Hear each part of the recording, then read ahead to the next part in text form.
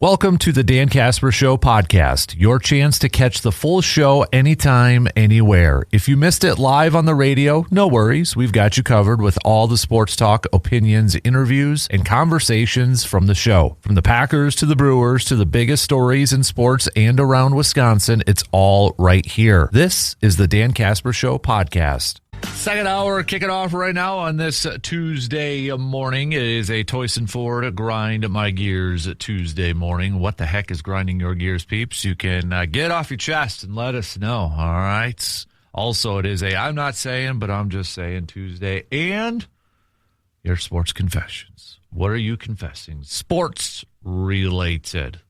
All right, I'm going to get to mine here in just a sec. First hour. We spent time talking all baseball, Brewers baseball, getting set for opening day in just a couple days. The final tune-up for the Brew Crew today, as they'll be hosting the Reds at American Family Field again. 4:10 first pitch for the Brewers. And then we are off to the regular season, baby. All right. So we'll get back to some more baseball talk. We've got the Badgers with Mr. R.J. Cardinal coming up in a little over an hour from now. So we'll talk some Badger hoops with him, Badger women's hockey, Badger men's hockey, lots to catch up on and get the vibe of what's going on down in Madtown surrounding all three of those teams. So I want to kick off this hour, though, with my confession, with my sports confession. I confess to you, sports gods, I was completely wrong about Team USA flag football. You know, we're sitting here and drafting and talking about what NFL players, current, maybe recently retired, should represent USA in the Olympics in 2028. And I confess, I did not give any credit to the current Team USA flag football squad because there is one out there. And I think a lot of people don't realize that. And this past weekend, we saw them go in action against a team that was led by Tom Brady and such, and another team that was led by Joe Burrow and Jaden Daniels. Tom Brady and Jalen Hurts, because in flag football you could have a couple quarterbacks and such on there.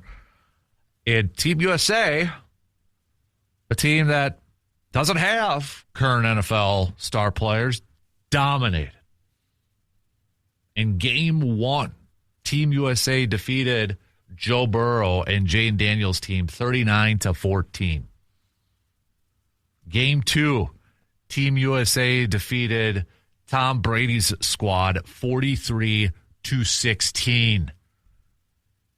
And then in the championship game, it was a rematch between Team USA and Joe Burrow and Jane Daniels' team. A little bit closer, but still, Team USA won 24-14 after Kyle Shanahan, the coach for Joe Burrow and Jane Daniels' team, the Wildcats they were called, told his players that he wanted them to work the clock to try to prevent Team USA's offense from getting more possessions.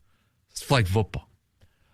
So I confess my sports sins. I did not give Team USA any credit. Didn't even bother to, think about them or say yet that should be the squad that represents Team USA when it comes to the Olympics in 2028. It's fun.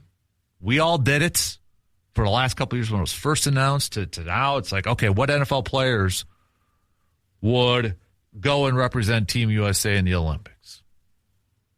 We're naming these quarterbacks. We're naming these position players, Bijan Robinson, Jahmyr Gibbs, and such. And it's not to say that those players probably couldn't go out there and still win it, but I totally get and totally understand why members of Team USA right now are annoyed, pissed, upset that nobody was giving them a shot or nobody was considering them to be the team that represents the USA in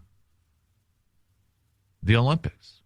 And I confess my sins. I was one of them. And I'm sorry. Proof is in the pudding right now. You can't just take these NFL players and say, here you go. Go win us a gold. You got to throw out the best team. And right now, the best team is USA football. I mean, they were picking, pick six, intercepting some of these dudes, these quarterbacks.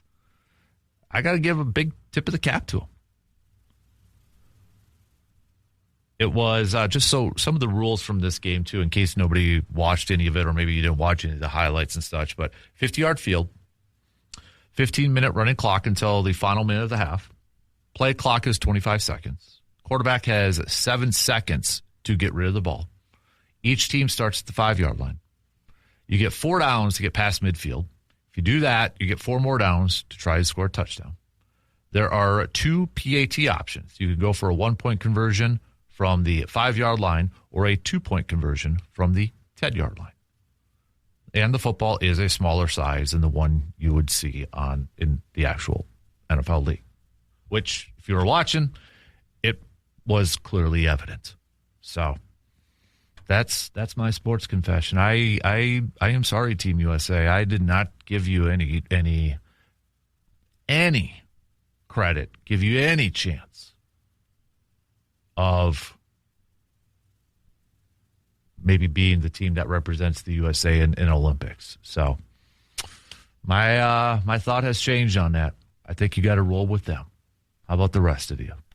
Give them credit where credit's due. And I completely understand why they were annoyed and upset. And 100%, they used it, I think, as motivation to showcase that they are an incredibly talented team and that they should be the team that represents in the Olympics. So, well done. Well done. And, hey, maybe some of them, maybe they're able to showcase some talent. I don't know if this would be a possibility, but maybe, you had NFL coaches there. Sean Payton, Kyle Shanahan, coaching the squads. I don't know. They got firsthand glimpses of these guys.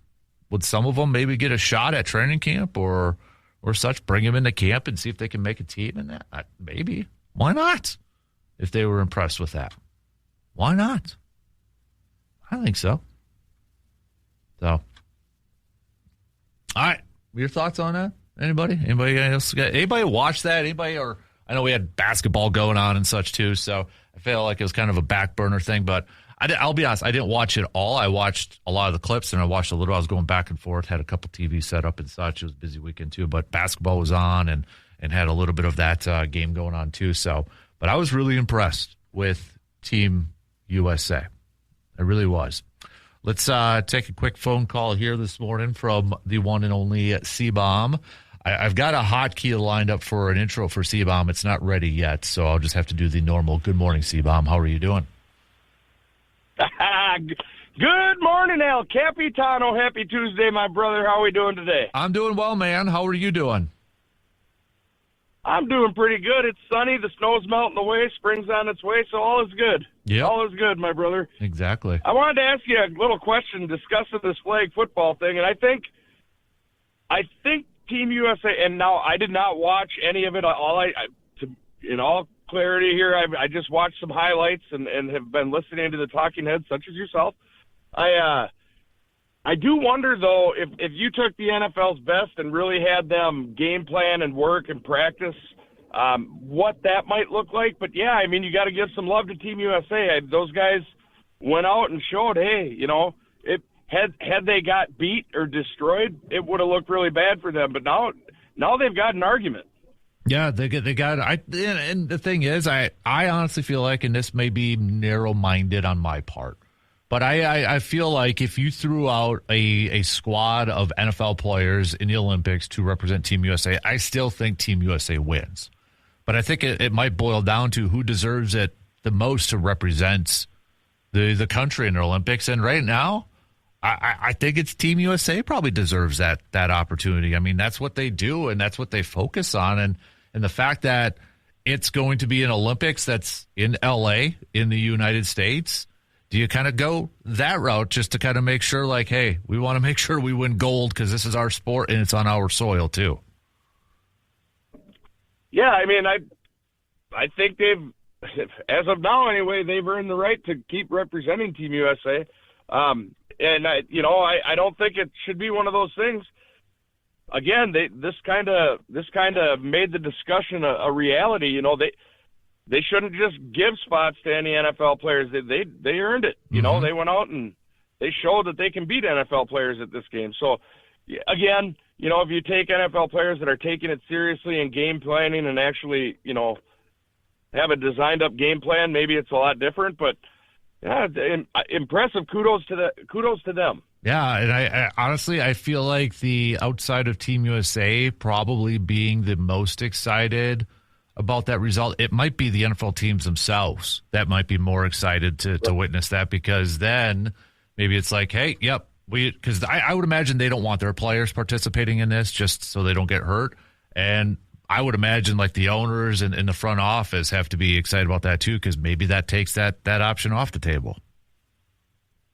Yeah, absolutely. I mean, I don't know if you saw the highlight of Joe Burrow making a run, and it looked like his knee buckled the wrong way for a brief second there. So I'm sure NFL owners don't want their guys they're investing hundreds of millions of dollars in going out and tearing an ACL playing flag football. Yep, I agree, man. I agree. Hey, before I let you go though, ready for opening day? What's on your mind? Just a couple days away from Brewers opening day. Are you optimistic this year? I'm more optimistic than I was last year. I mean, you were touching on the starting rotation. I think they got a lot of good young arms. They've got Terang is hitting with some more power in spring training here. I think he's going to be fun to watch. Last year the Pacoda rankings had them terrible, and they ended up making a run. And this year they're not ranked a whole lot better. But I think they're going to have a good year. I'm hopefully optimistic. Right. I am more optimistic on the Brewers season than I am my bracket maintaining its position in the standings. Yeah, you need a lot of help and a lot of upsets to keep pace where you're at right now. I'm telling you, screenshot that thing and frame it and put it in your office and just brag about it. So it's like had I just left it alone, had I left it alone and not been a homer with the Badgers, I'd be doing all right. See, you think too much, and then that's when you get in trouble. That's why kids always lead this thing, because they don't overthink it; they just do it. So. Exactly. Hudsey's up there on the top. Good for him. Yep. Hey, I'm going to throw a question to you and everybody else, and I'm going to let you go and give you time to think about it. But since we're talking about baseball, who do you think is the best player in the National League Central? Position player. Let's take away pitchers, because I think we'd all say Paul Skeens is probably for the Pirates. But position player-wise, who do you think the best player is? I'm taking De La Cruz. That's my choice. Ellie De La Cruz? Okay. All right. It is. That's for me. But okay. I am not the brightest mind when it comes to all of baseball, so I'm going to rock with him. All right. Well, I'm throwing it out to everybody else so they can chime in too. So, all right, C-Bomb, good chatting with you. We'll catch up again soon. Thanks for taking the call, brother. Have a great day. You got it. There you go. There's C-Bomb hopping off. All right. Who is the best NL Central player? Position player, not pitcher, because I think that's easy. It's probably Paul Skeens, but do you go a Bryce Terang? Do you go an Ellie De La Cruz? Do you go a Peter Crow Armstrong? Is it an Alex Bregman from the Cubbies and such? Who are you rolling with? All right. Who do you think? If we had to do an MVP, a prediction for an MVP for the NL Central position player wise, who do you think it would be in the NL Central? Let's have a little fun with some predictions here. All right. Okay. Let's take a quick break. Plenty more to get to here this morning. Send me some confessions. Send me some Grind My Gears Tuesday, brought to you by Toyson Fords in your I'm Not Saying, but I'm Just Saying. Quick break, and we'll be right back in just a couple minutes. Looking for reliable auto service in the Chippewa Valley? Well, you've got a couple of options right here in Eau Claire, and that's AJM Automotive. With 2 convenient locations, AJM Automotive makes it easy to get the care your vehicle deserves, whether it's maybe some routine maintenance, engine repairs, maybe some brake work, some new tires. I know I got to get mine in for an oil change. It's due for an oil change, so I got to make my appointment with AJM Automotive. But they've got the friendly experts, they've got the honest advice, and they've got the quality service that gets you back on the road safely. So check out their website, ajmautomotiveservices.com. Make sure you're following their Facebook page as well. And don't forget their new location opening up on Saturdays to help better serve you. AJM Automotive, dependable service, done right here in Eau Claire. Hey, if you're looking to watch a little softball here today, you got a couple games, you got a couple of options. Head on over to the Sonantag Center. First game between the Blue Golds and UW Superior. Going to begin at 3 p.m. Second one scheduled for around 5. So if you're in the mood to watch some Blue Gold softball, a Blue Gold softball team that is coming off of a fantastic trip down in Florida, you can head on over to the Sonantag and watch a little indoor softball as the Blue Golds welcome UW Superior. So, all right, really quick, too. I shouldn't say really quick, but I want to talk some hoops because this is I'm not saying, but I'm just saying. So, the Bucks, again, fell last night. No surprise, probably, for anybody at this point. But losing to the Clippers, they are now 8 games back from that final playoff spot with just 11 to go. I did the math, 11 minus 8, 3, but 8 games back with 11 to go. You listen to, Doc last night and such, and with the release of Cam Thomas kind of saying, they're not in the hunt anymore. They've given up. They're done.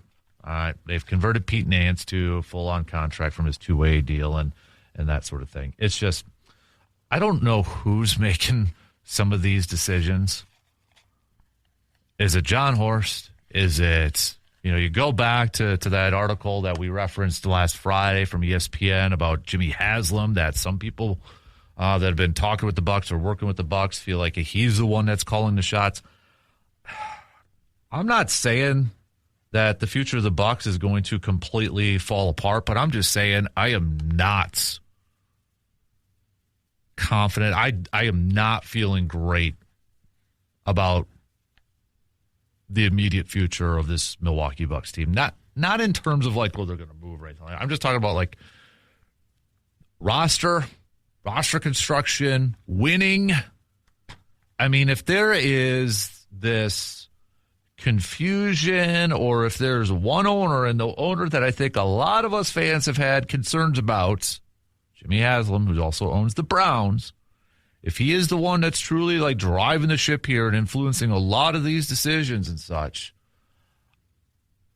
I'm not saying that it's going to be complete bottom feeding in Milwaukee, but I'm just saying I'm really concerned about the immediate future of the Bucks in terms of, are they going to be able to get back to winning? Are they not just squeaking into the postseason, like the early 2000s where they get the 8 seed and then they're out in the first round? I don't want that. All right, we got a taste of a championship a few years ago, and I don't want to sound entitled or anything like that, but I feel like that should still be the goal for any team. I don't care. It should be the goal for every team is to go compete for a championship and such. And you can appreciate if your teams are doing well and they're performing well and playing well and all that sort of stuff. But you can also, I feel like, want more wins, want championships and such. And I don't feel good about the direction. And I think that's probably the best way to put it. I don't feel good about the direction of this Bucks team. Not only just for, obviously, this year, but for the future. I'm nervous. I am really, really nervous. And I really hope that it turns out, it works out in the best interest, or best possible way. But I don't know. I don't have a good feeling on this. The Cam Thomas thing just confuses me a little bit because I don't understand waiving him. I get it. He was going to be a free agent, I believe, at the end of this year too, and then you waive him in 11 games and you're running out of bodies. I've got no problem with converting Pete Nance's 2-way contract into a full-on NBA contract. I don't have a problem with that. I just feel like there was probably better options to move on from, to waive than waiving Cam Thomas. Because I don't think there's a shot now at bringing him back for next year unless there was this behind-the-scenes kind of wink, nudge, nudge. All right, yeah, that sort of thing. So I don't understand the philosophy of this team right now. I don't understand the decision making of this team right now. I don't, and it's frustrating as a fan, and I'm really, really nervous, very nervous on this whole thing. So you look at it again. Bucks last night's with their loss. They have now moved a full 8 games behind for that final playoff spot. Numbers, they don't lie right now. They're not mathematically out, but it's, I don't want to say impossible, but it's really close to there after their 129-96 loss last night. And you just look at this pitiful effort from this group. Prince played 20 minutes. This was your starting lineup. Okay. Ryan Rollins was in the starting lineup, and he played the most amount of minutes amongst the starters at 27. No starter played over 27 minutes. But you had 2 bench players last night play over 30. Pete Nance and Gary Trent Jr. Gary Trent Jr. at least scored 20 points in his 31 minutes of action. But you only had 1 starter at double-figure scoring last night for this Bucks team. That was Rollins with 13 points. Prince, 5. Jang, 7. Turner, 7. Sims, 4. We know he's not a scorer, but he also only got 3 rebounds. That's supposed to be his thing. Bobby Portis, 11. Pete Nance, 11. AJ Green, 15. Andre Jackson Jr. even got in with 3. But it's like, what are we doing? 9 times at the charity stripe. That's it. Clippers were 18 of 18. And they shot 58% from the field.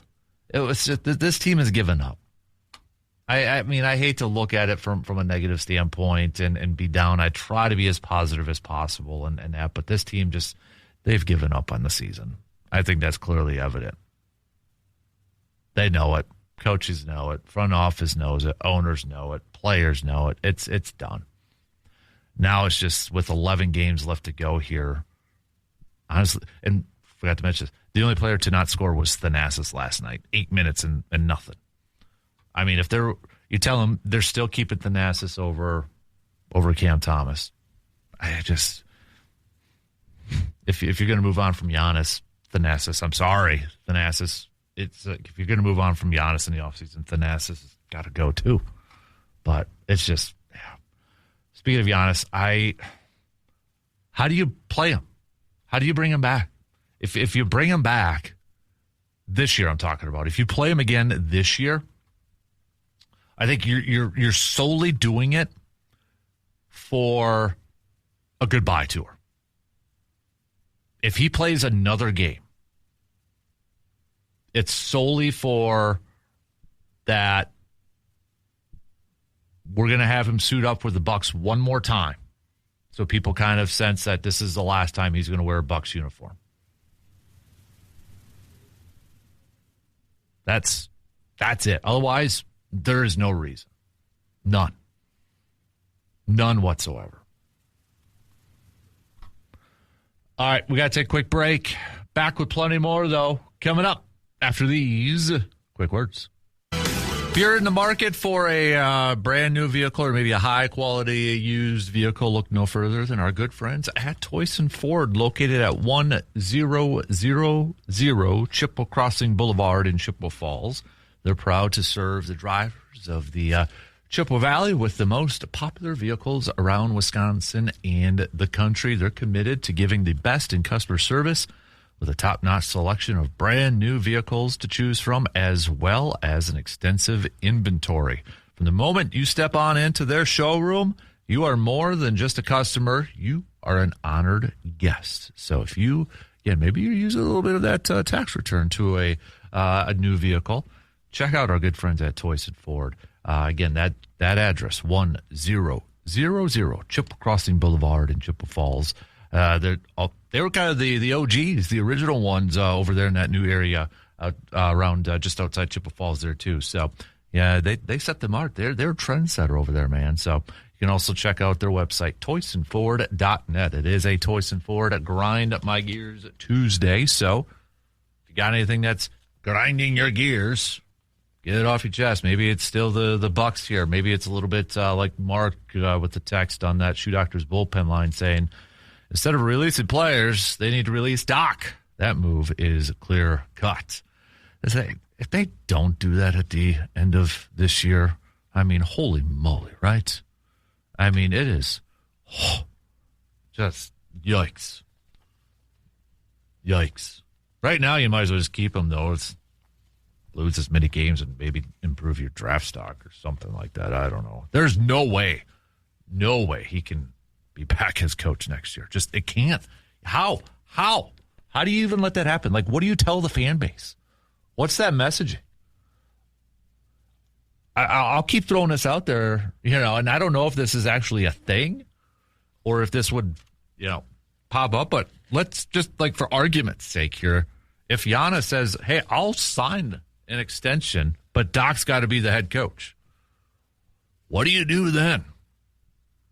Like, I think from a fan standpoint here, if you are a Bucks fan, I think we all know our biggest frustration probably is Doc. Maybe ownership, front office are on there too. But I don't know. And if you are one, please let me know. You can be anonymous if you want. But I have not heard from a Bucks fan that wants Doc Rivers back as head coach next year. I haven't. But for argument's sake, for a little barstool, man cave banter back and forth, what would you do? Or what would your reaction be as a Bucks fan? If Giannis publicly comes out, and I'm not saying he's going to or anything like that, but just for debate purposes here. If Giannis goes out and says, I will sign an extension right now. Give me the contract. I will sign on the dotted line right now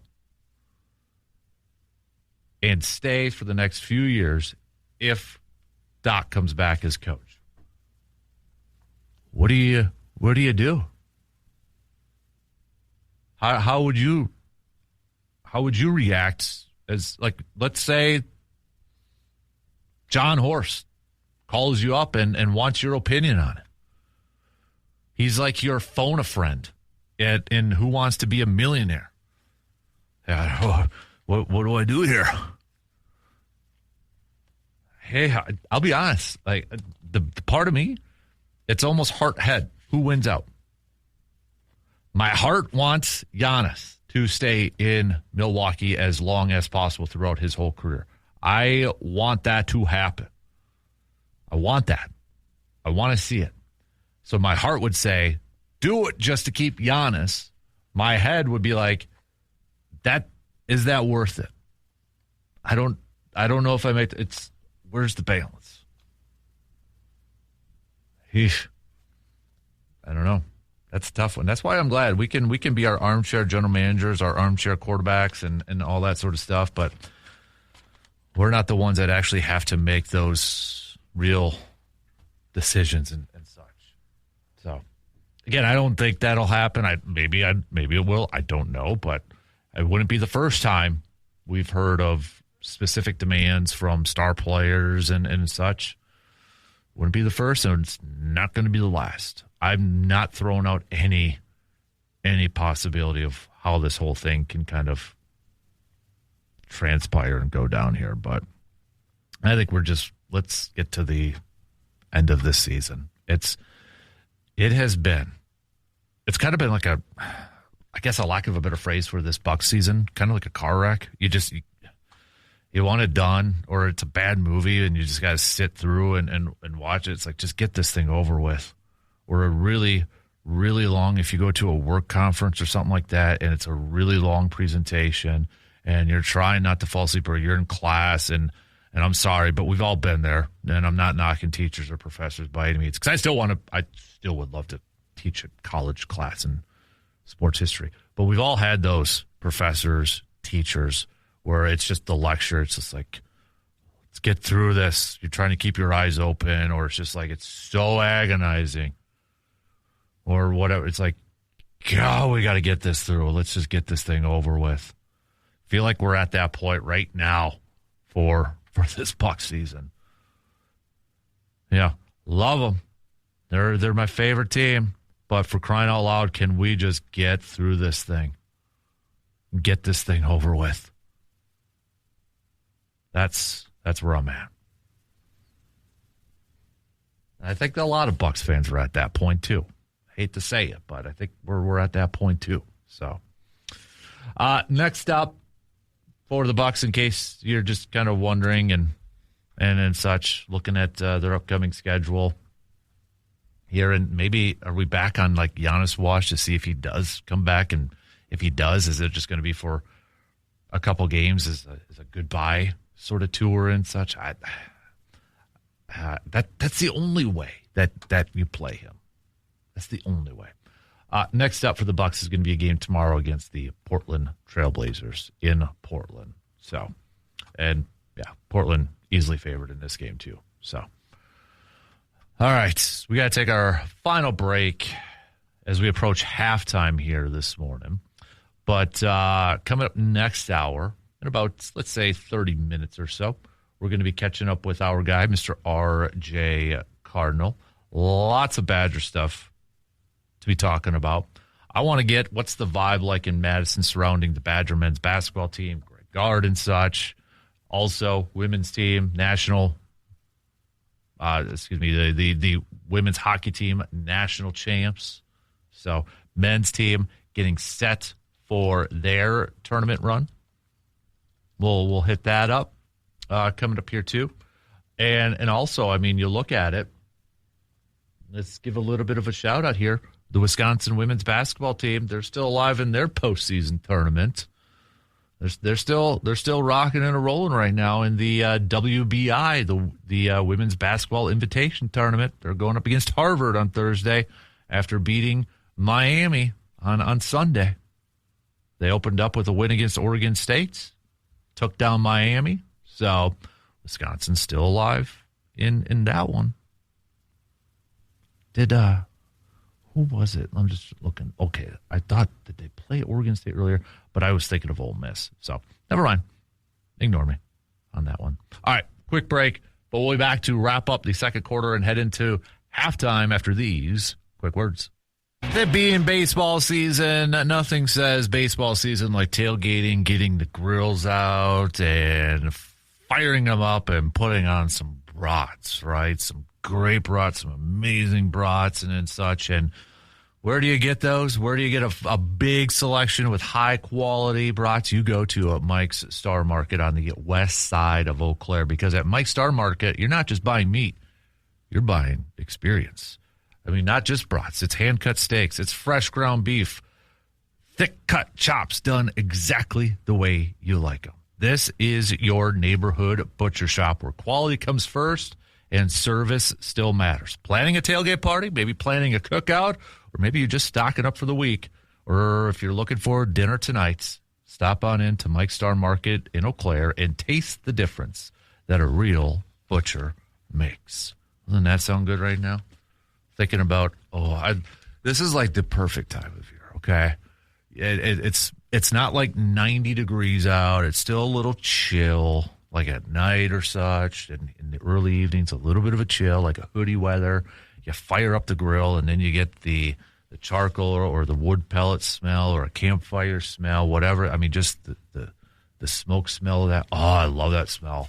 Like football season in the fall, too, when you go to Lambeau and the tailgate parties, or even AmFam Field, just the smell of grills. Oh, make that into a candle, please. Somebody, somewhere, make that into a candle. Like, call it tailgating or tailgate parking lot or something. And it's just it's that smell of grills. I would have numerous copious amounts of those candles in my man cave. Just saying. So, Mark H. says, sign the freak. Keep Doc for the first 10 games. See how it goes. If it's the same bad results, fire Rivers, then give it to Darvin Ham. Ben says, I'm sorry I couldn't make that deal. Move on from Giannis if it means keeping Doc.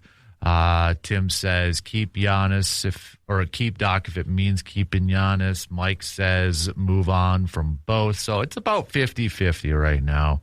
If I'm kind of looking at the messages we've gotten so far on that texting line. So, but keep those coming.